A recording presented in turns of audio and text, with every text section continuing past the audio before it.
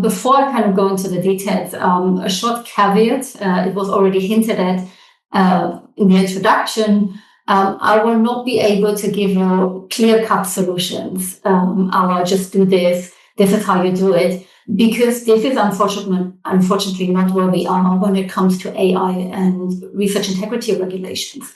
What I can do and what I will do in the next roughly 45 minutes is give you an overview of the status quo of where we are when it comes to regulation, where the consensus exists at the moment, and what kind of challenges and gaps there still are, and what is under debate.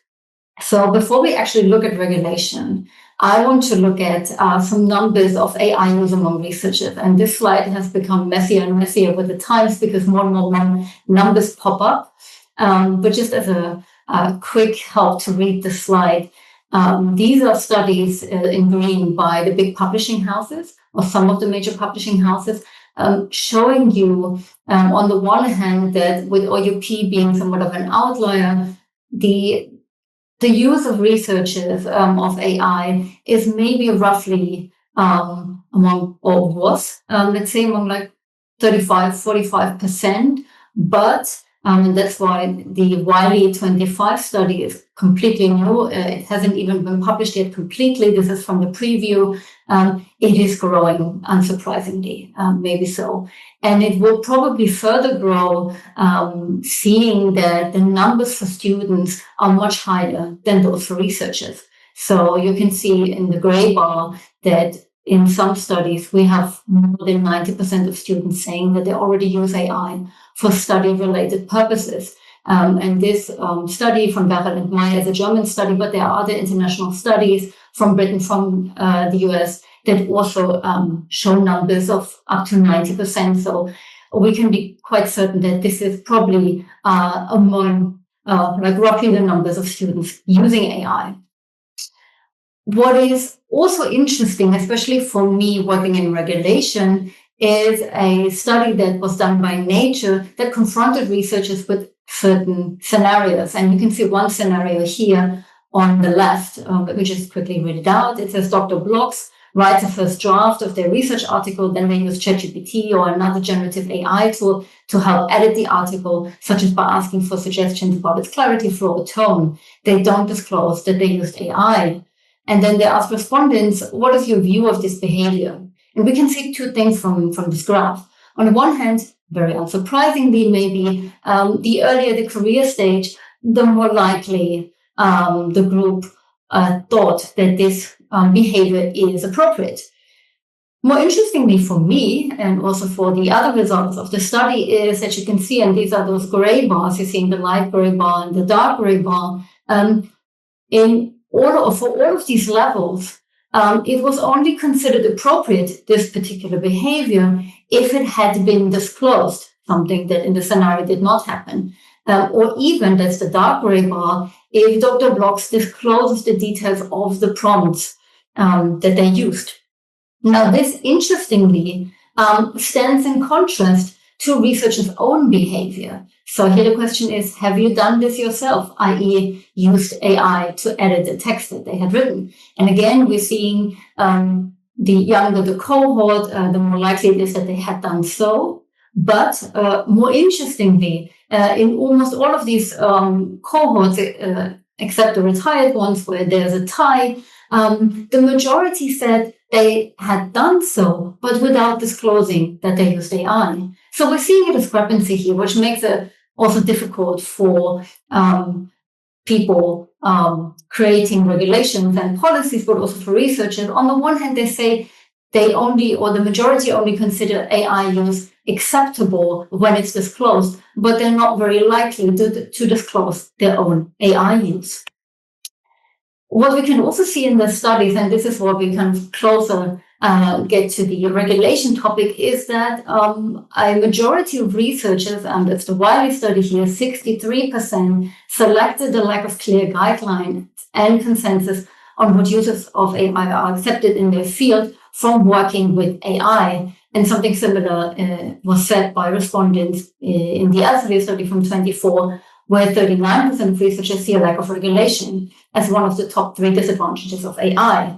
And you could say maybe this has gotten better now with some time, but the newest Wiley study says that the guidance gap persists and that most researchers are either looking to publishers to provide guidelines, and only 41% fear that their organization offers adequate support when it comes to guidelines, but also to training. And whenever I talk to people from different institutions, this is also the picture that I get, that a lot of institutions, Helmholtz not one of them, are still missing clear guidelines. So let's have a closer look at guidelines.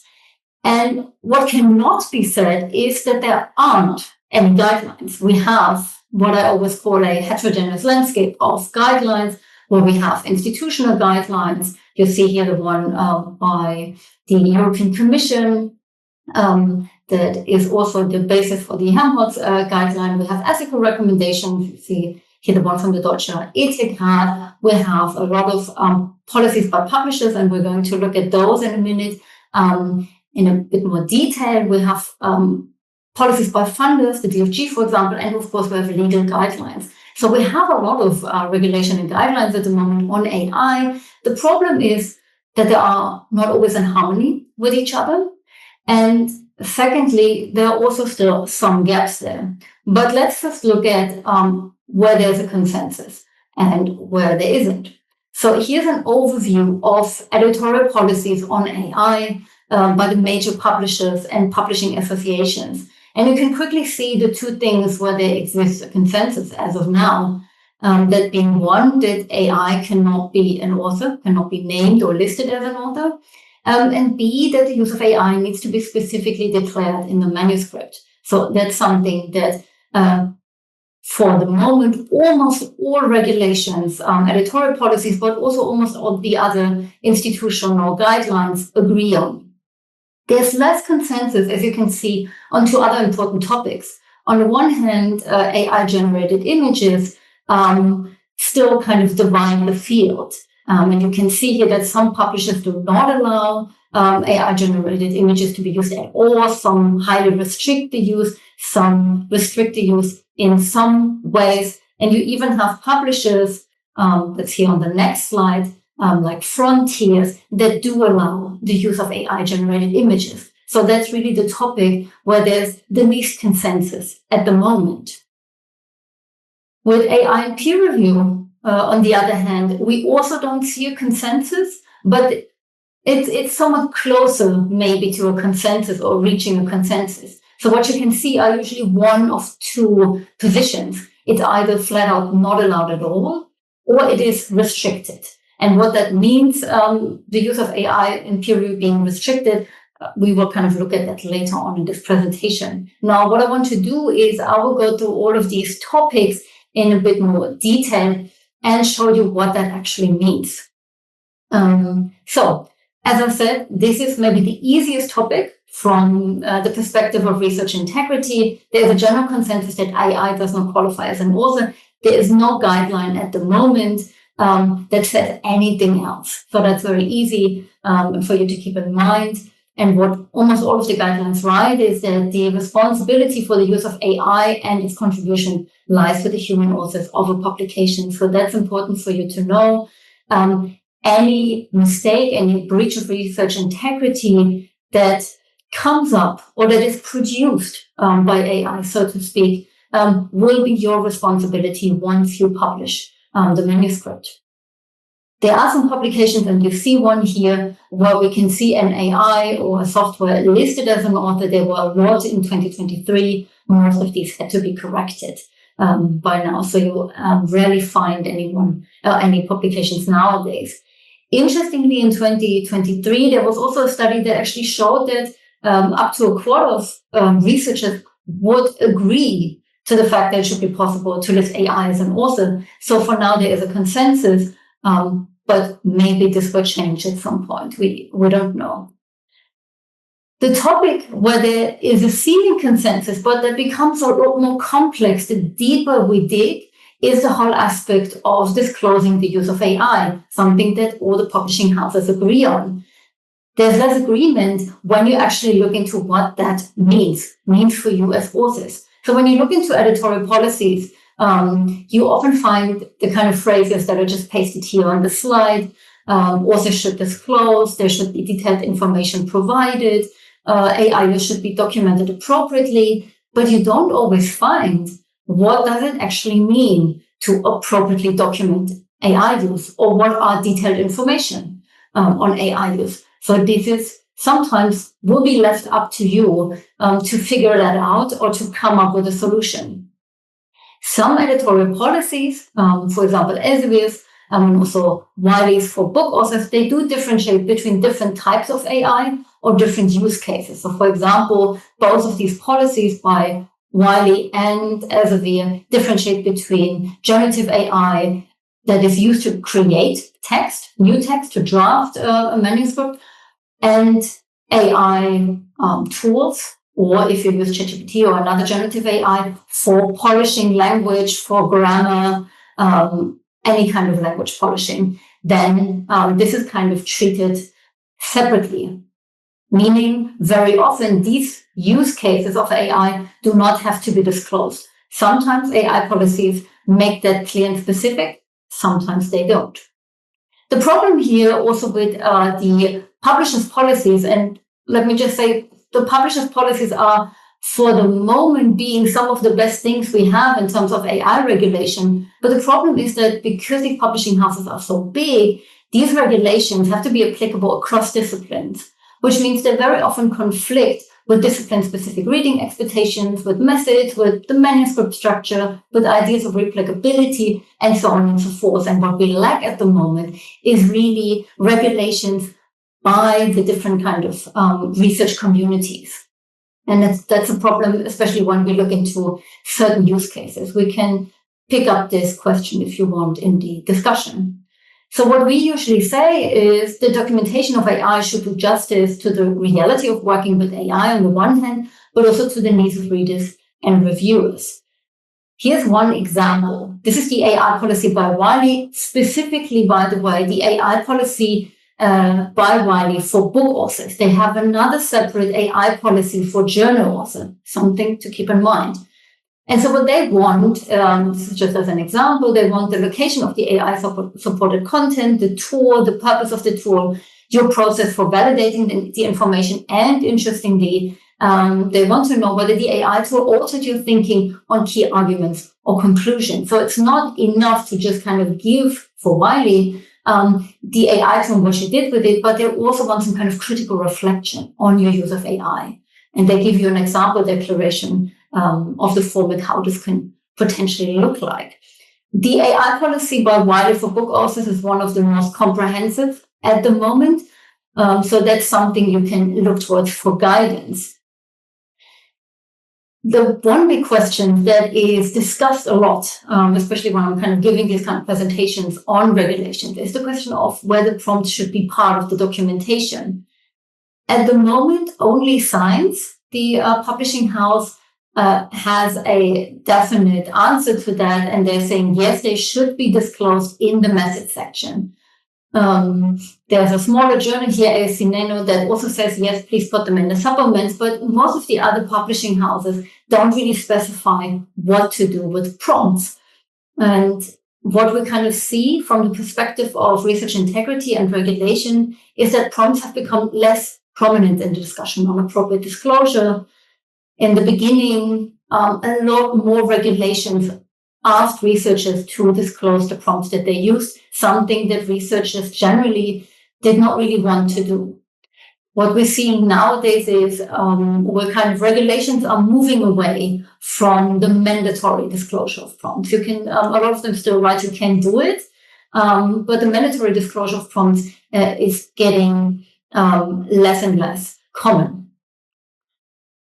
Now, this still leaves a lot of questions for researchers when it comes to disclosing the disclosing AI use in general. For example, very seldom it is specified what to do about when you use AI for inspiration, for translation. Some policies say something on style upgrades, but not all.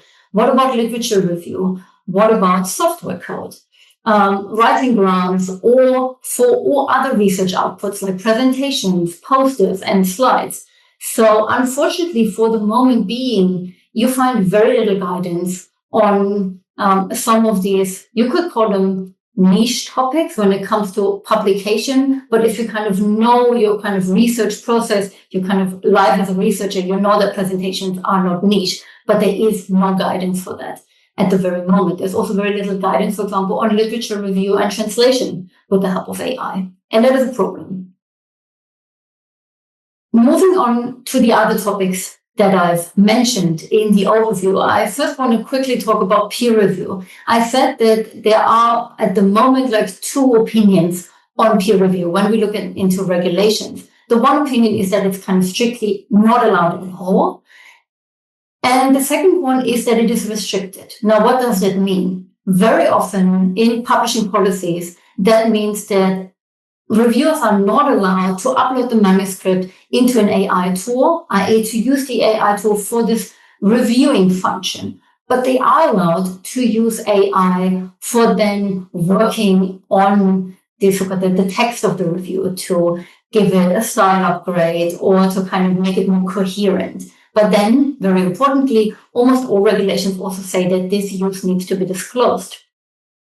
The topic of AI and peer review is also subject to very intense debate among researchers at the moment, but also other actors. For example, the DFG is at the moment intensely debating the use of AI in peer review, and we're kind of waiting for a new position paper or something similar from the DFG on that topic. When you look into the debate of researchers on the topic, you very often see people, i.e. researchers, warning against the kind of wide-scale use of AI in peer review, mostly because peer review has a very important function in defining and shaping epistemic communities, as Hosseini and Horbach here say, and that's something critical that you don't necessarily want to outsource to an AI. But this debate is ongoing, and we're seeing from some studies that there are reviewers who, against what the policies say, are making use of AI in peer review. The other topic where there's very little consensus is the use of AI to generate images. You might have seen the image here on the right on social media. It went pretty viral. It was published in a Frontiers journal. If you remember, Frontiers was the one publishing house that has the most liberal policy when it comes to AI-generated images.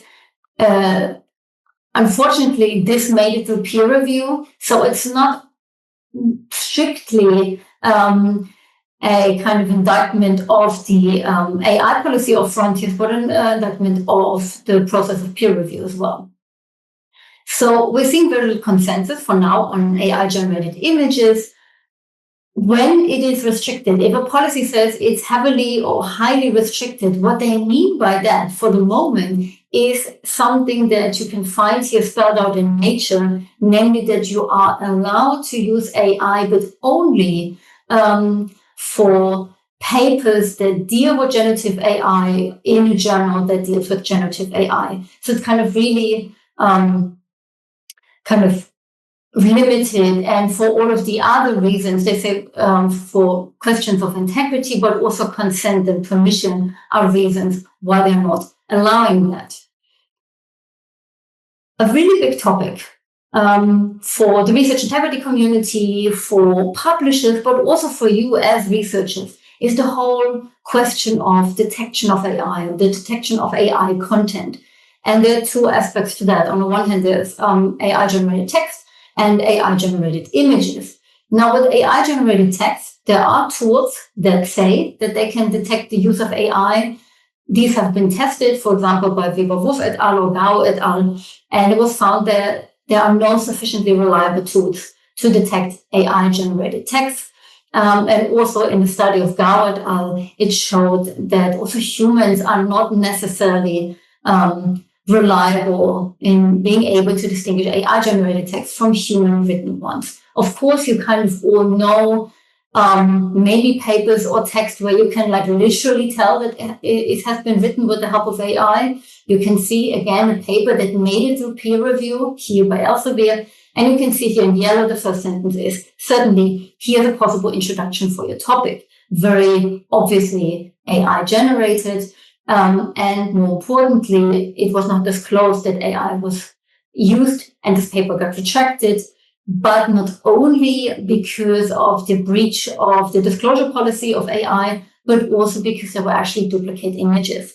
So that also means at the moment, it's not always 100% clear how different publishing houses are dealing with breaches of AI policies. What we're seeing from the perspective of research integrity is, in the beginning, publishing houses were a bit more lenient with breaches of the AI policies. They have become less lenient. So expect to have your paper rejected, for example, if you breach the AI policy. How often does that happen, that people use very kind of obvious statements, AI kind of generated statements in their papers, and these papers make it to peer review? Well, there's a whole database for that, produced by one researcher that collects all of these examples. You see journal articles and conference papers, and it's only examples that have a very clear indicator of AI use. You see here, certainly here are basically a phrase that was very popular with ChatGPT for a while. So this database doesn't even look at all the cases where it might be generative AI, but it's lacking this kind of clear-cut phrase. So that's just something you can play around with and have a look into. Maybe trickier is the aspect of detection of AI when it comes to images. Now, you see a lot of like AI slop on the internet nowadays. And with this kind of AI slop, it's probably not a problem for you or for most people, I would say, to see that this is AI generated. Although looking here that it has almost 55,000 likes, some of these probably bots, but probably also kind of a good number of that were humans.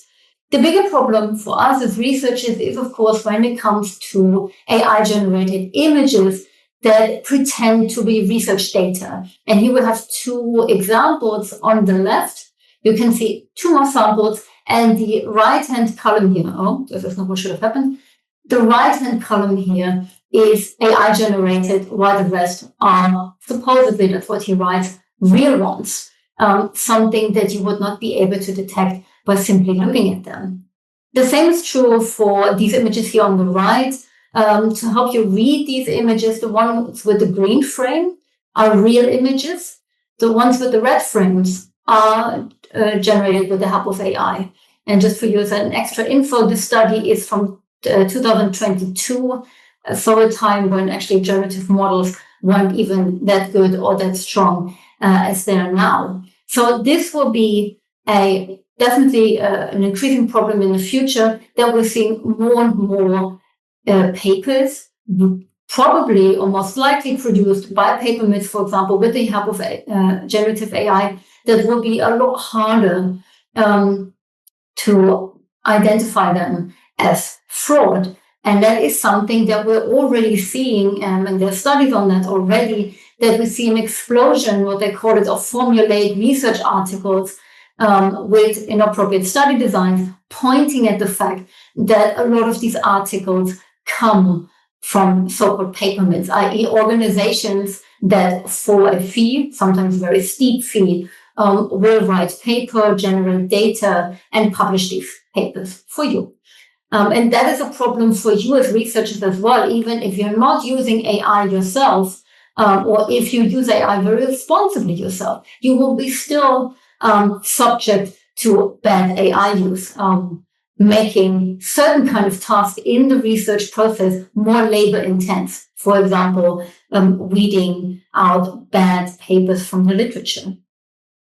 And that's where we are already knee-deep in the hot topic of risks of AI. You probably by now know about this kind of very common weaknesses and errors that generative AI brings with it. You've all heard of hallucinations, of fabricated data, fabricated quotes, all of these problems that you run into if you use generative AI. So here's a very nice typology. You will get the slides at the end of this talk. So you can kind of look into that. And that's something you should keep in mind when you use it.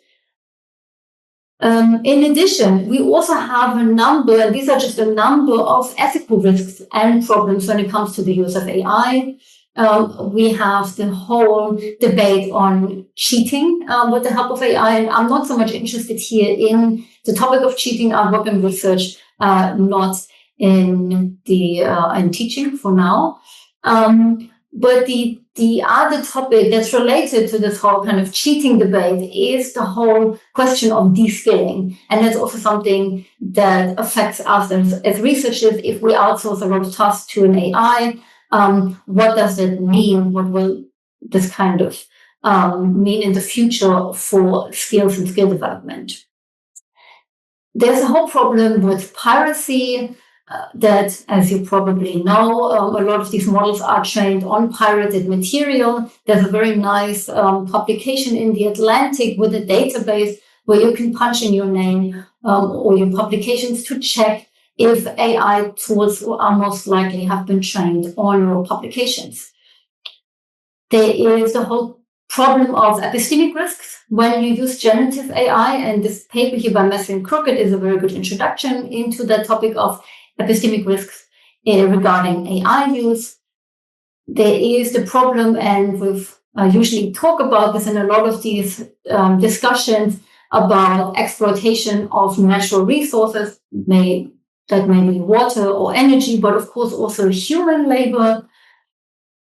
There is happening a bit more kind of in the background. There's a problem with bots, mostly AI-generated bots, attacking while crawling research databases. And by doing so in a kind of a very destructive way, they are sometimes destroying / just kind of logging off these databases. So this is something that at the moment, mostly people in infrastructure are worried about because it's happening to them, and they're trying to find ways to improve the systems, to make them more resilient against these kind of crawling bots that are trying to get training data. But it might, in a way, affect you at some point because these databases might not be accessible anymore. They might not be easily accessible anymore. I read into this debate a bit, and there's a lot of talk about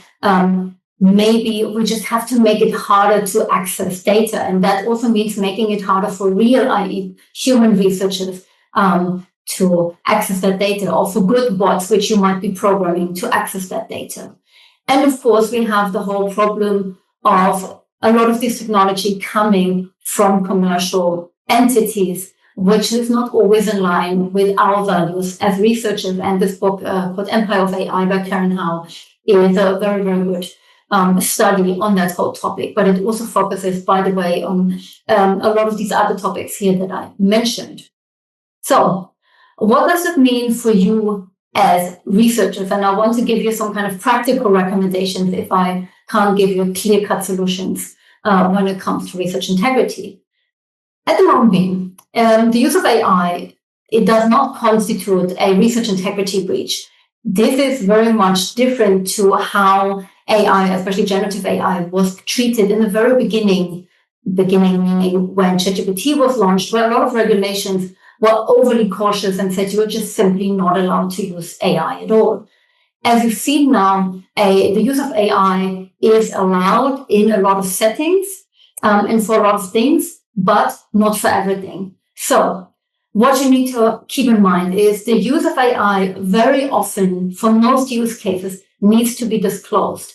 But you as researchers will have to do the labor, so to speak, of finding the regulation or the guidelines that applies to you. And that's not always kind of clear, especially, for example, if you're PhD students, there might be multiple guidelines or competing guidelines, maybe one by a publisher, one by your institution, that are both applicable to you. And sometimes they're not in harmony, and that can be a problem. Depending how good the guidelines are that are applicable to you, you can look towards existing referencing systems. I'm talking about something like the APA here, the MLA, the Chicago Style Manual, who all have guidance on how to cite, how to disclose AI. And you can use that kind of referencing system if the guidelines that apply to you don't give you any specifics of what they exactly want. Importantly, as usual, be consistent. And at the moment, that's what I usually tell researchers, if you don't find any specifics in the guidelines that are applicable to you for your use case, for example, code generation with the help of AI, something that certain fields do quite often, but you find very little details on whether AI use needs to be disclosed for code generation and how it needs to be disclosed. And in these cases, I usually recommend to err on the side of transparency. At the moment, disclose more things that maybe even you would find necessary. Be aware of the common weaknesses and errors of AI. And that especially means know the AI tool that you're using. And I know that when I give this presentation, that usually sounds very trite because everybody feels like, yes, by now I kind of know my AI tools. But these surveys, for example, by Wiley, the most recent survey that hasn't even been published yet, again show that most researchers are just using ChatGPT. And very few researchers, it was about 20% in that search, know and use specialized generative AI tools for research. So look into other AI tools that exist. The Ithaka Generative AI Product Tracker might be a good starting point to find other generative AI tools that are geared towards certain parts of the research, for example, and it also lists their key features and limitations.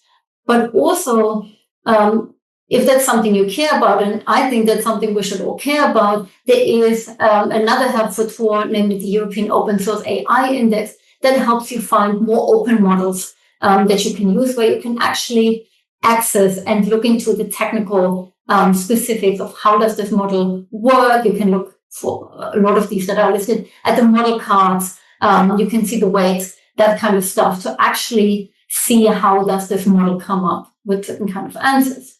What Wiley writes in their policy is that you should plan to spend 10 to 12 hours exploring these tools before fully integrating them into your workflow. And that's just something to keep in mind. Play around with them before you use them for something serious, put it this way. You also, and I mean, you're doing that already because you're here in that talk, you should, as much as possible, stay up to date on the topic of AI, especially generative AI for research purposes and everything that's connected to it. And I know that's kind of difficult. I find it difficult, and I'm a researcher specifically on the topic of generative AI research, regulation and integrity.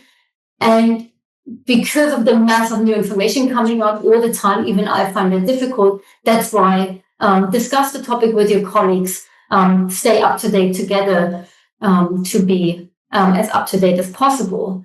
And if you want to use a generative AI, you can also look into ways to make your AI models more reliable. You can use RAG, for example, if you're kind of technically skilled to do that. And this is just a look into the aforementioned European AI Open kind of model index.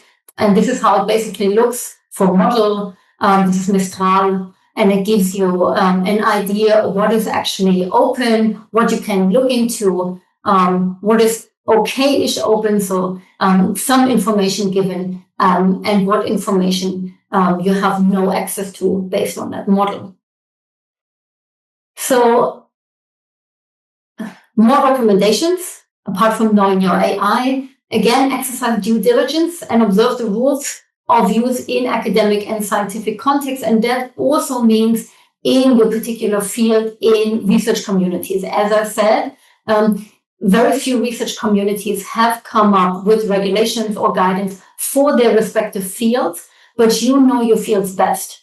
So if you feel that in your work group, in your community, there are certain kind of rules of use coming up or be generated, especially if they are stricter than in the guidelines that are otherwise applicable to you, try to stick to those.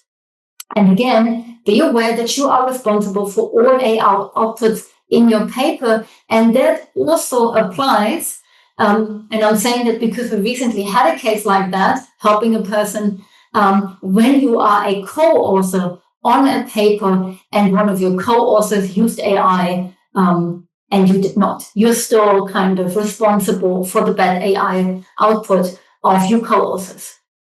And in that example of the person who contacted us, that person did not tell their other team members that they actually used AI. And that therefore, my recommendation is if you work in a team, if you work on a shared manuscript or a shared code or whatever, please talk to your co-researchers, talk to your team about AI use and make sure that all prospective authors or team members agree whether AI is used and on the specific use cases of AI. That's very important to prevent any potential conflicts. It's also important, apart from what, for example, the journal wants for disclosure, to have an internal documentation. So I usually say, try to document internally as much as possible, just for you to have it, also because these guidelines that are in existence at the moment, for example, publishing houses, they can change. And we also had cases of people not creating any documentation and then running into trouble because now the journal they wanted to publish in said, yeah, but we want all the prompts. So again, for the moment being, while this whole field or area is still in flux, try to keep good internal documentation of what you have been doing with the help of AI. Again, as I mentioned in this presentation, especially be worried about using AI for peer review or for generating images, because very often for these two things, there are strict restrictions in place. And especially for generating images, you will probably not be allowed to publish them in manuscript with most publishers for the moment being. And you can also ask yourself if you really need to make use of AI. I also include recommendations if you don't want to use AI, because you can use it. And if you want to use it, you should use it in line with research integrity. But of course, you also maybe for different reasons say you don't want to make use of AI. So here's some recommendations for you. Again, also you need to stay up to date on that topic, because you need to know how the landscape is changing, especially so because what we're seeing is that AI applications or AI functions are increasingly integrated into existing tools.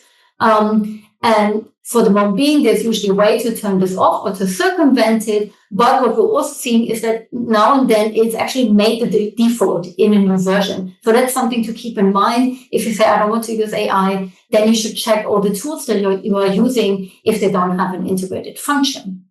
Again, if you work in a team, discuss AI use and specify that. And then kind of connection to that topic, I'm now and then asked, can I prevent my published text from becoming training material?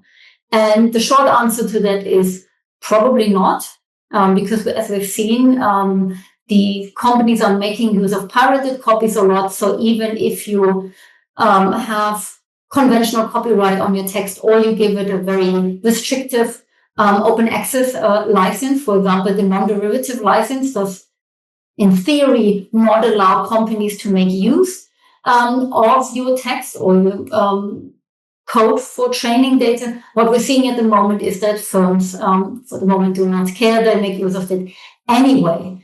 In the US, there are at the moment trials going on.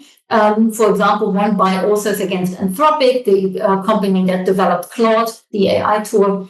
And the first kind of verdict of the trial said that it was fair use for copyrighted material to be used for training the LLMs. What was not fair was that these companies got those copyrighted materials out of so-called shadow libraries. So we're kind of expecting to see more guidance coming from court cases, but this is where it stands at the moment.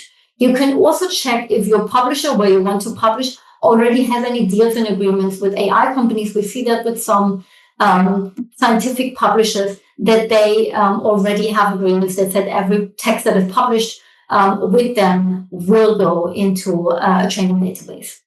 And you can also, if you want to, resist AI companies by using so-called AI data poisoning tools. These here have been developed by MIT. And because some of you might still have questions, we now have time for more questions. But I also want to point you towards two resources that I have created with more guidance. On the one hand, you see there is an FAQ on artificial intelligence and research integrity. It exists in English and German. This is the German version, but there's also an English version I created, and it's actually brand new. I published it yesterday, and it's version 2, which is a kind of an updated and extended version of like the old version that I prepared last year. And so it's kind of really up to date when it comes to the regulations that are in place right now, which is kind of handy to know, seeing that this field is quite in flux. And of course, you can just download it from Finbo. The other resource you can have a look at is a literature list on our website on research integrity and artificial intelligence. And what you can find on that reading list is not only just general reading on any kind of aspect, AI and research integrity. You can find some of the studies that I mentioned, for example, but you also find links to a lot of AI policies by publishers, by institutions. So if you want a kind of a quick way to find relevant policies and regulations, you can also come to our website, and you can find a list of the most important regulations all linked. So these are two helpful things for you to keep in mind, and you will get the slides, and thus you will also get the links. That was my presentation for now. I will stop sharing my slides so I can potentially see your faces. Thank you for your attention, and I'm looking forward to answering your questions.